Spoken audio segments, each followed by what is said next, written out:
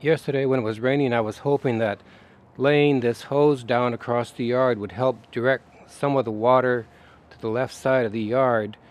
This did have some effect, which you can see by the little line of dirt and stuff laying along the hose, but mainly the water ran under the hose and towards the back.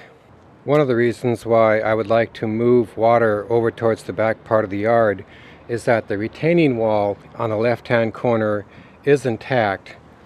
This means that any water that is not quickly absorbed on the left-hand side will tend to flow along that back retaining wall, encountering other areas that have been heavily mulched for years and which absorb water fairly quickly. The next idea is to have some kind of container to which I can attach the garden hose, and for that purpose I bought these two pieces of hardware.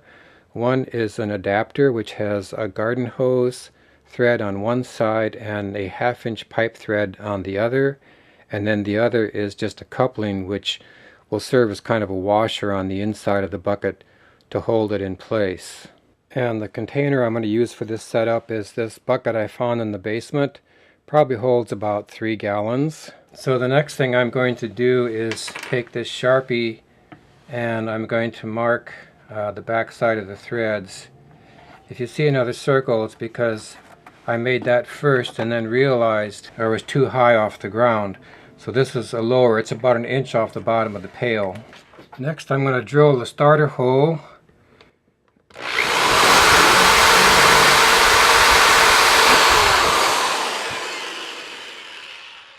So now I'm going to go to work with my handy dandy Radio Shack nibbling tool. I'm going to make the hole smaller than what it needs to be in order to allow the threads a better grip. And this hole doesn't have to be perfect because it doesn't have to hold water. Anything that leaks out the side of this is just going to drain down into the garden anyway. But most of the water I think is going to go out through the hose. If you had a set of wood bits, you could probably drill the perfect hole for this, but frankly, for this one hole, I wasn't about to spend any money on a drill bit. Something I am going to do as a last-minute idea for sealing this a little better is I put a piece of black gaffer's tape over this, and then I'm going to take my linoleum knife and cut a hole. And now I'm going to just thread that coupling in there. You can see it's going in pretty tight. Ugh. The way it's set up now, I'm not really sure I need that other coupling, and I think I may just put that back in the bag and take it back to Lowe's the next time I go through there. So for about $5-6 out of pocket, I've got my container set up for the hose, and I'm going to take it outside now and test it. So there's nothing fancy going on here. The hose is connected to the bucket, and I'm just going to turn on the water.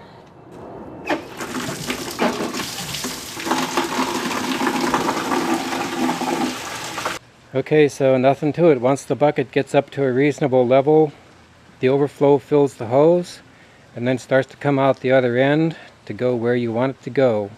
I suppose that if you need more pressure on the hose, you can just set the bucket further up off the ground, and that would increase the flow for a longer distance.